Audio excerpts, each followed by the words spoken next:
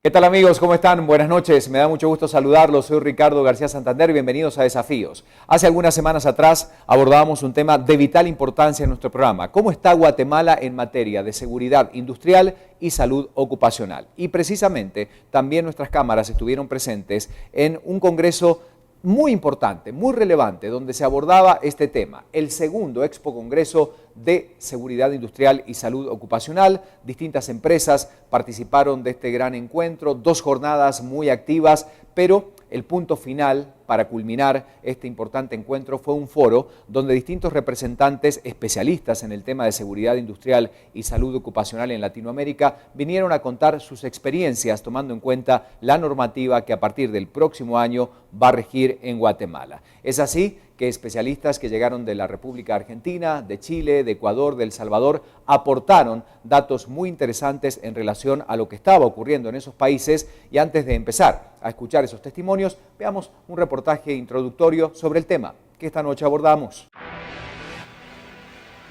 El 12 y 13 de agosto en la ciudad de Guatemala se celebró el segundo Expo Congreso de Seguridad Industrial y Salud Ocupacional, que reunió a más de 500 personas interesadas y expertos en la materia, quienes intercambiaron sus conocimientos. La actividad central se basó en el foro sobre experiencias en la implementación de la normativa en seguridad industrial y salud ocupacional en Latinoamérica, con representantes de El Salvador, Ecuador, Chile y Argentina, quienes compartieron sus experiencias en nuestro país. Actualmente, la industria nacional y empresas en general atraviesan un importante desafío. Esto debido a que el 8 de febrero del 2015 entrará en vigencia el Acuerdo Gubernativo 229-2014 de Reglamento de Salud y Seguridad Ocupacional, aprobado en agosto por el presidente Otto Pérez Molina. Un paso importante para la seguridad industrial que permitirá tener un marco general de referencia para la implementación de estas medidas. Algo que por aproximadamente 14 años estaba en proceso de aprobación, ya que no existe estadísticas ni parámetros para la implementación de medidas que permitan salvar vidas a través de la protección tanto de las empresas como de los trabajadores. Sin embargo, en Latinoamérica la implementación de estas legislaciones lleva más de 20 años. Esto es parte de lo que se vivió en el foro moderado por nuestro presentador de Desafíos.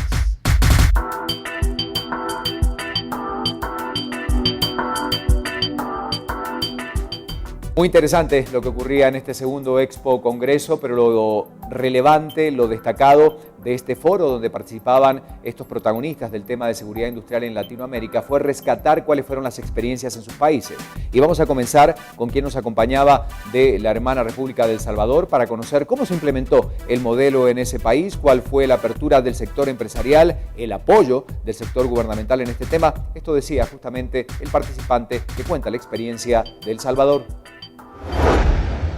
Contarles un poco acerca de la experiencia que tuvimos en El Salvador, pues fue una ley que comenzó igual que acá en Guatemala como una normativa quizás o como un decreto que nada más estaba pasando por el Congreso, que se estaban evaluando todas las cosas que se podían poner en práctica para evitar en mayor medida lo que son los accidentes a nivel laboral. Pasó por muchas etapas. Esto comenzó pues allá por el 2009, en el 2010 en mayo ya tuvo una aprobación prácticamente, pero fue hasta noviembre del 2011 cuando se le hizo ya la última evaluación y ya se pudo aprobar, y entonces ya pasó para que el presidente lo firmara, y entonces ya se produce como una ley que se llama la Ley de Prevención de Riesgos en los Lugares de Trabajo. Es el decreto 254. A partir de que la ley entra en vigencia en El Salvador, pues obviamente la cantidad de supervisores, de inspectores del Ministerio de Trabajo empiezan a hacer precisamente eso, valga la redundancia, a supervisar la industria para verificar las condiciones en que la industria y en que la fuerza laboral está trabajando, en qué condiciones estaban trabajando.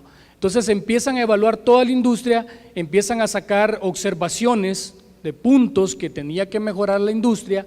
Y le dijeron, ok, la ley está entrando en vigencia, entonces no podemos ser tan estrictos, les vamos a dar un mes o un mes y medio, dependiendo la exigencia, para que ustedes corrijan todos estos puntos, y dentro de este periodo nosotros vamos a regresar esperando que ustedes hayan corregido todos estos puntos. Entonces, desde ese momento, todo lo que es la cultura en seguridad industrial y salud ocupacional pues dio un salto importante y la gente empezó a tener más conciencia acerca de lo que es cuidarse uno mismo como empleado y cuidar a todas las personas que pues obviamente están trabajando a mi alrededor. ¿Cuál fue la apertura a partir de que el presidente ya firma esta norma de las empresas? Porque indudablemente más allá de que se crea el marco legal, hay que crear todo también el concepto, cambiar unas pautas culturales también para que los empresarios comiencen a aplicarlo y se empiece a cumplir. ¿Cómo fue ese reto y cómo fue ese periodo justamente de adaptación una vez que ya existía el marco legal? Pues fue bastante duro, como todo cambio, porque obviamente era un cambio, algo que no existía y de repente empieza a existir, es un cambio y como todo cambio hay cierta resistencia a ese cambio.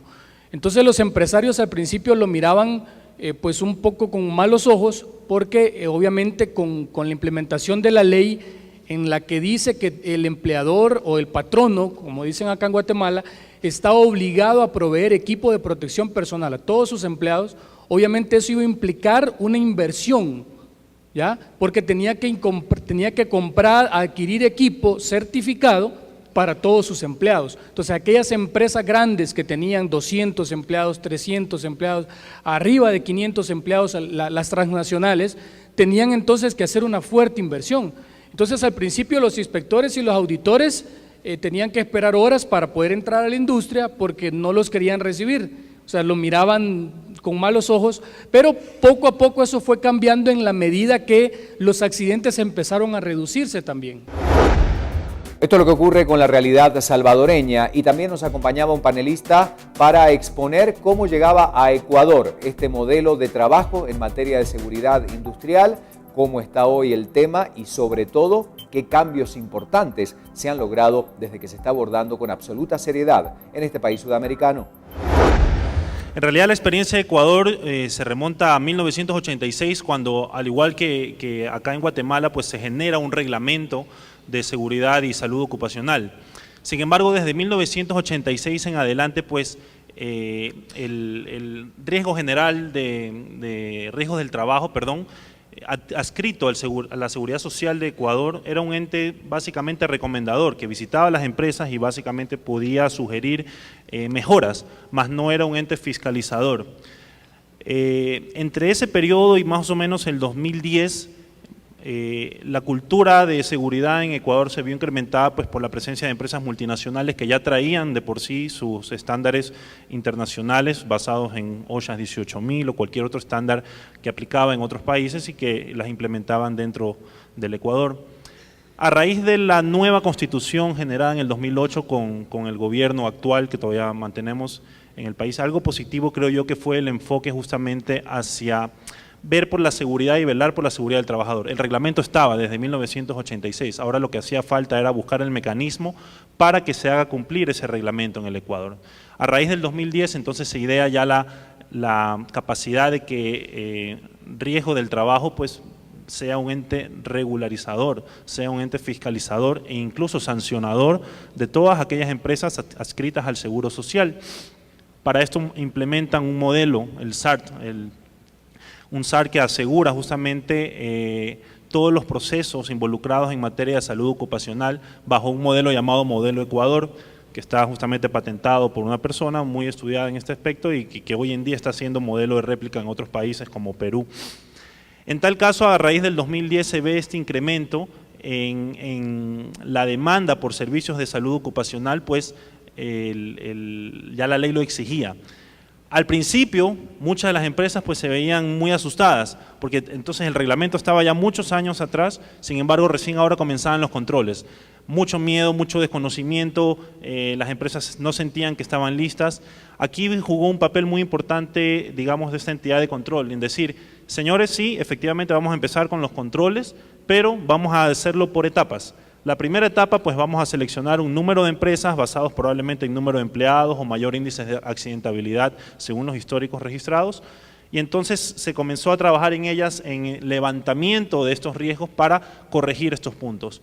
Conforme esto, pues se daban lapsos entre 3 y 6 meses para corregirlos y luego nuevamente hacer auditorías. Al cabo de 4 años, el resultado es que las empresas ya no lo ven más como un gasto, sino que ya lo ven más vale como una ayuda, una inversión. Gente más productiva porque trabaja segura, y creo que ese efecto psicológico sobre el trabajador juega un papel muy importante sobre los niveles de productividad. Y creo hoy que ya más que gasto, la seguridad ya lo ven como una inversión.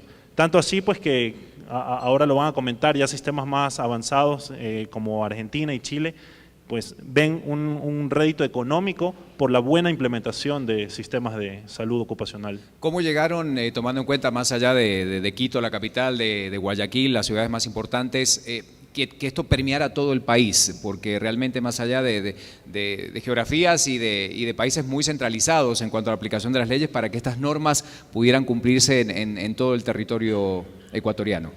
Bueno, Ecuador, siendo un país relativamente pequeño, creo que es bastante descentralizado desde el punto de vista industrial. Concentra ciertos tipos de industrias en varias partes. Entonces vas a encontrar empresas muy importantes regadas por varias partes del país. Entonces se procuró que esto sea justamente a nivel nacional y no regional. Y eso creo que ha sido un éxito. Finalmente ha sido un proceso que involucra todas las regiones del país y, como comenté hace un momento, las empresas están bastante alineadas a cumplir ya eso. Obviamente creo que todo sistema es perfectible, hay sus fallas y esto, ojo, como experiencia también para Guatemala, quizás el reglamento no sea perfecto el día de hoy, la idea es seguirlo puliendo y obviamente que conforme pasen los años y se comiencen ya a estructurar pues normativas aterrizadas bajo el marco de este reglamento, pues se puedan conseguir mejores resultados en materia de salud ocupacional. Hacemos una breve pausa esta noche en Desafíos, hablando de las conclusiones de este importante foro donde actores latinoamericanos compartieron sus experiencias en seguridad industrial y salud ocupacional en sus países. Esto luego de la pausa, no se vaya.